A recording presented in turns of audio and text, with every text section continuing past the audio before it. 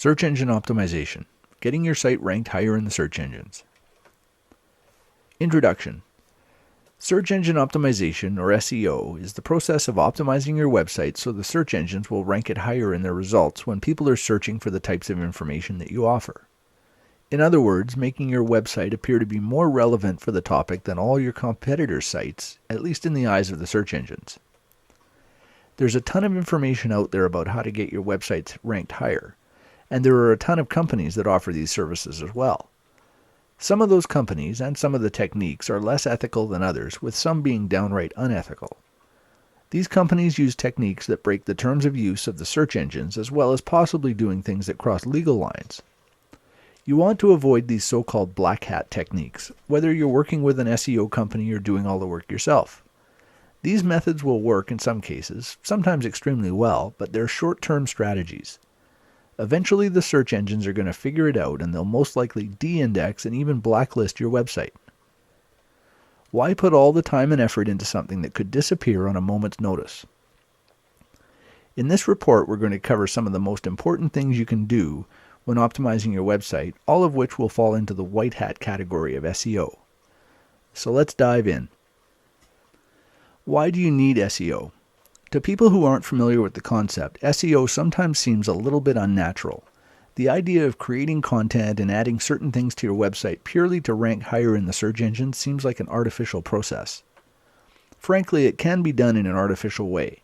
If you focus purely on SEO from the search engine's point of view, without considering the real visitors who are going to land on your website, it's not going to work out very well. Even if you get high rankings for your site, the people who arrive through the search engines aren't going to find much value, which means they're probably just going to leave anyway. Successful SEO marries the idea of optimizing for the search engines with providing value to the real visitors to your website. If you can combine the two effectively, there's nothing artificial about it at all. It's just good business sense. After all, if your website provides valuable content to your visitors, doesn't it make sense to do what you can to get those visitors on your site so that they can see it? You're helping them solve their problem, and you're actually helping the search engines as well, since their customers, which are the searchers, are finding what they want. That means they'll use that search engine again, since it obviously provides good results. And naturally, you win as well, since some of those visitors to your site will take whatever action it is you want them to take, clicking on an ad, opting into your email list, buying your product, etc. On-site versus off-site SEO. There are two main components to effective search engine optimization, on-site and off-site. On-site SEO includes everything you do on your own site to improve its optimization, using keywords in your content, having a good keyword density, optimizing your HTML tags, links within your own site. Off-site SEO, on the other hand, includes everything you do outside of your own site to improve the optimization. Building backlinks. Yes, off-site SEO really comes down to one thing, backlinks. We'll cover it in more detail shortly, but first let's look at the on-site factors in more detail. Keywords. When you optimize your website, what you're really doing is optimizing each individual page on the site and doing so for specific keywords on each page. For example, let's say your website is about dog training. You might have pages on puppy training, dog training methods, and dog training collars, to name a few. Each page will have a specific keyword that you want to optimize for. The puppy training page will be targeting the keyword puppy training. The dog training methods page will be targeting the phrase dog training methods, and so on. On any given page, you want to rank as high as possible in the search engines when someone searches for that keyword. So if someone searches for puppy training, that page on your website would rank near or at the top of the results. These keywords can be identified using a tool like the Google Keyword Tool or other applications like Micro Niche Finder or Market Samurai. You should always be working from a keyword list when you're optimizing your website, otherwise you may be targeting keywords that nobody's actually searching for. For instance, if you have a page on your website about your company's brand of dog training collars, optimizing for that specific keyword, say XYZ training collar, may not be very effective if nobody ever searches for it. Once you know what keywords you want to optimize for, you should start creating pages on your website for each of them, each optimized for different phrases. Some pages might be able to target more than one keyword phrase, mind you. You might have keywords like dog training collar and most effective dog training collar, for example. If you optimize a page for most effective dog training collar, it encompasses the other keyword as well, so when you optimize for the one, you're automatically optimizing for the other. The first thing you should do to optimize your content is to include the keyword itself. You don't want to overdo it and use it too many times, which is known as keyword stuffing, but you should use it a few times. It's a good idea to target a 1% to 2% keyword density, meaning for every 100 words on the page, your keyword should be used once or twice. HTML tags. Another important place to use your keywords is in the HTML tags on your page.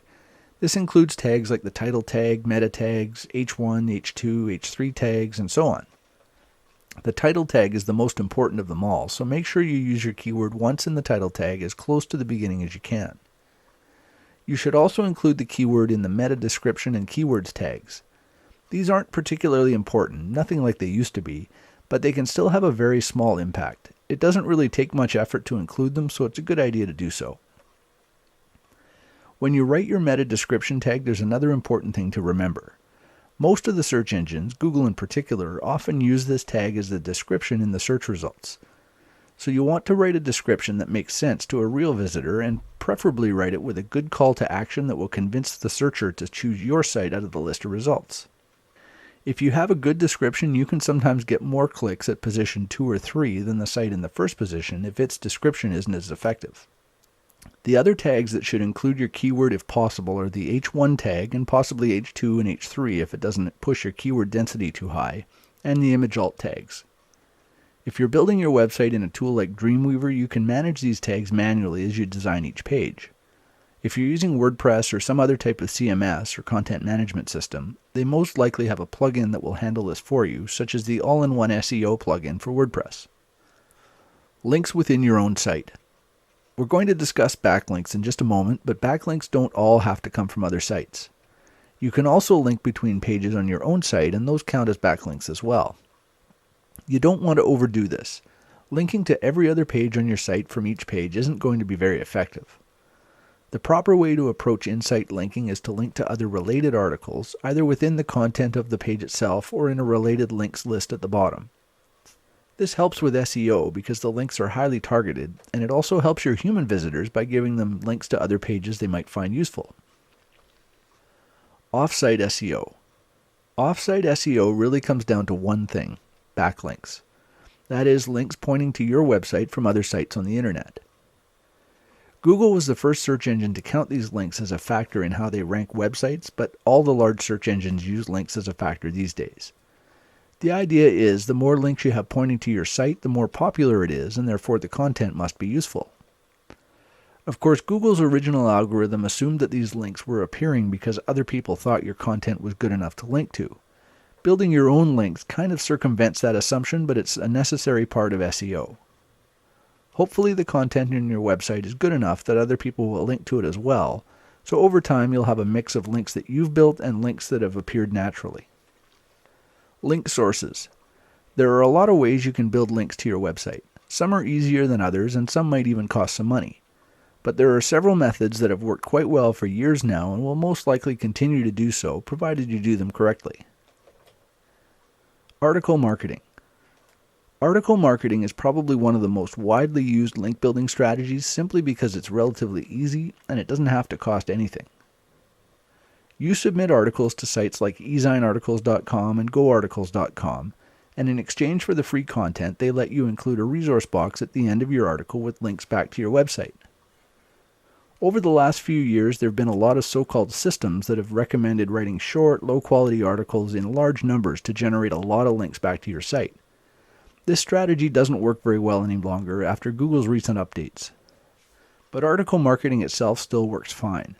You just need to make sure the articles you submit are high quality, with enough length to actually provide a good amount of information, usually 500 words or more. It takes more work, but frankly, taking shortcuts isn't a long-term strategy anyway. You're much better off to submit one 500-word article that will be live on the internet for years to come than to submit 3 or 4 200 to 250-word articles that might get removed if there's another shakeup with Google. Always think long-term when doing your link building. Social media. Social media sites like Twitter and Facebook have really taken off over the last 2 or 3 years. These have become powerful sources of backlinks, particularly if a lot of people are talking about your site and linking to it. You can seed this viral process through your own account, but when it comes to social media, you need to be providing some real value in the content on your site. People won't share junk, and the search engines know it. That's one of the reasons they're putting more and more weight on these social sites. If lots of people are sharing something, it probably means it's worth sharing, so by extension, it's worth having a higher ranking in the search results. At the moment, Facebook and Twitter are the two most powerful social media sites, but this is an area that can change pretty quickly. MySpace is a good example. Until Facebook came on the scene, MySpace was the 800-pound gorilla, and now hardly anybody ever mentions them anymore. Keep an eye out for new up-and-coming social media sites. If you see one that seems to be getting some traction, like Google Plus is at the moment, get yourself signed up for a profile and become active there as well. The sooner you get started, the better, since you'll have an established presence when the majority of people start signing up. Social bookmarking. Social bookmarking is another way to generate backlinks to your websites. It's similar to social media in some ways, but it's not quite as effective. The best way to use social bookmarking is to create some buzz for new posts on your site. Until your site builds some authority with the search engines, it can take a little while for new content to get indexed. Creating some social bookmarks pointing back to your site can be a good way to get content indexed faster, and getting indexed is the first step to getting ranked. Free hosting. There are lots of places that you can get free hosting, such as Blogger.com, WordPress.com, and Squidoo.com. You're not building your own websites on your own domains in these places. Instead, you're leveraging their authority in the search engines for backlinks to your site. You can build pages or websites or lenses on these type of sites that include links back to your own websites. Some of them, like Squidoo.com, will even let you include an RSS feed, so every time you post something new on your site, those other pages get updated with the new links. It's never a good idea to use free hosting for your money site, the one that ultimately makes you money, but they're perfect for building links back to those sites. Some of the most effective free hosts include WordPress.com, Blogger.com, Squidoo.com, Scribd.com, and DevHub.com. Link exchanges. Link exchanges are considered old school with most internet marketers. These were originally direct swaps of links, usually found on a recommended links page or something similar. You would post a link to another site on that page, and the other site would post a link to yours on their links page. These type of link exchanges stopped being effective years ago, but that doesn't mean that link exchanges don't work anymore. You just have to be smart about it. You might swap content with another site, so you post their article on your site along with a resource box link, and they do the same for you. Or you can do a 3- or 4-way link swap. You link to site number 2, site number 2 links on to site number 3, and then site number 3 links back to you. Blog commenting. Blog commenting can also be a very effective way to generate backlinks. Plus, if you do it effectively, you can even generate some direct traffic back to your website. The idea is to comment on other blogs in the same market as you and include a link back to your website from there. If you comment on popular blogs, you can wind up with a valuable link down the road a bit, since the pages on that site could wind up with really good page rank. It's important not to comment spam, however. Don't just leave useless comments like, "Wow, great post," and read the blog post and add value with your comment. If you focus on a handful of blogs and comment regularly, it can also be a good way to get noticed by the higher profile bloggers in your market. And if you write insightful posts on your own blog, they might even drop by and comment on yours every once in a while. The link in your blog comment can come in a couple of ways. When you leave a comment, most blog platforms ask for your name and a website URL. When the comment goes live, your name will be hyperlinked to the URL that you enter. Some people recommend using keywords as your name to get good anchor text links in your comments, but I don't agree. How likely is your comment to get approved when it's coming from someone named Dog Training Methods? Most bloggers will just delete those type of comments. Even if you use your own name, you're still getting a link to your site. And if you really want to get your keywords in there, try something like John the Dog Training Guy Smith. Some bloggers will still delete this, but it's got a better chance of approval at least. The other way you can get backlinks through blog commenting is through a WordPress plugin called Comment Love. Any blogs that use this plugin will add a link to the most recent post on your site to the end of your comment, assuming your website is a blog as well. Sites that use this plugin are obviously aware of the value of a backlink, so they're often good sites to target since they're more likely to accept your comment, assuming it adds value, of course. Paid links. Another way to get backlinks is to pay for them. There are services like textlinkads.com and textlinkbrokers.com that sell links on behalf of other websites. You can choose the page rank of the page your link is on, and in some cases you can even buy site-wide links, putting a link to your website on every page of their site. These links can cost quite a bit, particularly when the link is on a higher page rank page, so whether or not it's a good investment will depend on your budget and how well you can monetize your visitors. And keep in mind that the search engines don't like paid links, at least paid links that aren't labeled clearly as such. If they identify a link as being paid, they might discount it anyway, resulting in little or no value being passed. Another option for paid links is to set up private deals yourself. If you find a website that's ranking well and has some pages with decent page rank, you can always contact the webmaster directly to see if they'd be interested in selling you a link on their site. These type of arrangements are a lot harder for the search engines to identify, so they can be worth the extra work. Conclusion. We've covered some of the basics of search engine optimization in this video: on-site optimization, building backlinks, and backlinking strategies and sources. If you implement what you've learned here, you'll have better SEO than many of your competitors and will be able to outrank many of them with relatively little effort. And as you get more experience, you'll be able to expand on what's working for you and possibly even outsource some of the work so you're not spending all your time on SEO.